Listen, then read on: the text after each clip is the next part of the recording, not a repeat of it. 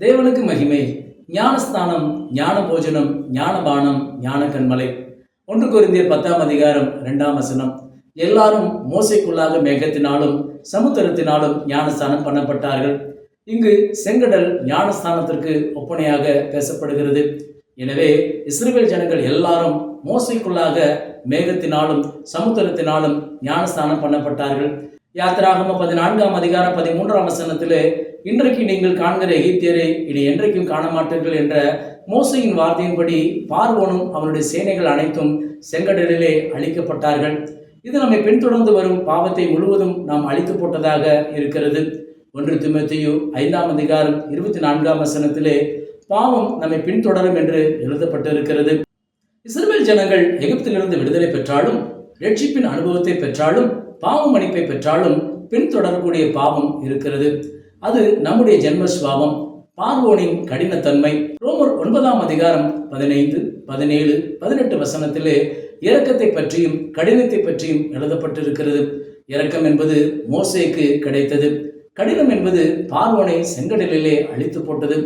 யோனாவுக்குள்ளே பக்தி வைராக்கியம் இருந்தாலும், இஸ்ரவேலின் தேவனுக்கு முன்பாக பயபக்தி உள்ளவன் என்றாலும், தேவன் இரக்கம், மன உருக்கம், நீடிய சாந்தம், மிகுந்த கிருபை, தீங்குக்கு மனஸ்தாபப்படுகிற தேவன் என்றாலும் அவனுக்குள்ளே எரிச்சல், கோபம் என்ற கடினத்தன்மை இருந்தது. மரண பரியந்தம் இப்படி இருப்பேன் என்று யோனா சொன்னதாக நாம் காண்கிறோம். இளைய குமாரனுக்கு தகப்பன் இரக்கம் காட்டுகிறார், மூத்த குமாரன் கடினத்தன்மையோடு முடிவடைகிறான்.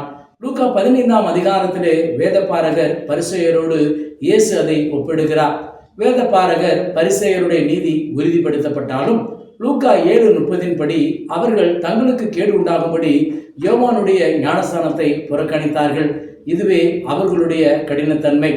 எனவே வேதபாரகர் பரிசேயர் என்ற இடத்திலும் யோனாவிலும் மூத்த குமாரனிலும் இந்த கடினத்தன்மையை நாம் காண்கிறோம்.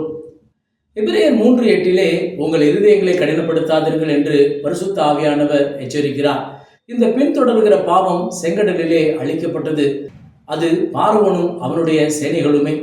இஸ்ரவேல் ஜனங்கள் மோசேக்குள்ளாக ஞானஸ்தானம் பெற்றாலும் இஸ்ரவேல் ஜனங்களுடைய கடினத்தன்மை அழிக்கப்படவில்லை. வணங்கா கழுத்துள்ளவர்களாய், யுத்த புருஷர்களாய் முடிவடைந்தார்கள். இது நமக்கு திருஷ்டாந்தமாகவும் எச்சரிப்பாகவும் போதனையாகவும் இருக்கிறது. 1 கொரிந்தியர் 10ஆம் அதிகாரம் 3, 4, 5 வசனங்களிலே எல்லாரும் ஒரே ஞான போஜனத்தை புசித்தார்கள், எல்லாரும் ஒரே ஞான பானத்தை குடித்தார்கள். எப்படி எனில் அவர்களோடு கூட சென்ற ஞான கண்மலையின் தண்ணீரை குடித்தார்கள். அந்த கண்மலை கிறிஸ்துவே. அப்படி இருந்தும் அவர்களில் அதிகமான பேர்களிடத்தில் அவர் பிரியமாயிருந்ததில்லை. ஆதலால் வனாந்திரத்திலே அவர்கள் அழிக்கப்பட்டார்கள் என்று எழுதப்பட்டிருக்கிறது. இங்கு ஞானஸ்தானம், ஞான போஜனம், ஞானபானம், ஞான கண்மலை என்று எழுதப்பட்டிருக்கிறது. ஞானஸ்தானம் பெற்ற அநேகரிடத்திலே அவர் பிரியமாயிருக்கவில்லை என்று எழுதப்பட்டிருக்கிறது. கீழ்கண்ட வசனங்களிலே அவர்கள் இச்சித்த இடத்திலே அவர்கள் விழுந்தார்கள் என்று நாம் காண்கிறோம். ஆகாரங்கள் அவர்களுக்கு அழிவை உண்டாக்கினது என்று தொடர்ச்சியான வசனங்களிலே நாம் காண்கிறோம். இங்கு ஞான போஜனம், ஞானபானம் என்பது அவருடைய மாம்சம் மெய்யான போஜனம் என்றும் அவருடைய இரத்தம் மெய்யான பானம் என்றும் நாம் அறியலாம். அபாத்திரமாய் போஜனபானம் பண்ணுகிறவன் ஆக்கினைக்குள்ளாக தீர்க்கப்படுவான்.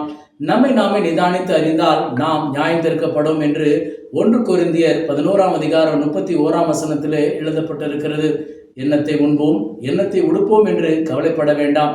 ஆகாரத்தை பார்க்கலும் ஜீவனும், உடையை பார்க்கலும் சரீரமும் விசேஷித்தவைகளாய் இருக்கிறது என்று லூக்கா 12ஆம் அதிகாரம் 22, 23 ஆண்டவர் சொல்லுகிறார்.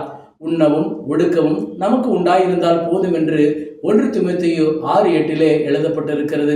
எனவே பின்தொடர்கிற பாவத்தை அழிப்போம். கடினத்தன்மை செங்கடலிலே அழிக்கப்பட வேண்டும். ஞானசான சத்தியம் நம்மை ஜெயத்துக்குள் கொண்டு வருகிறது.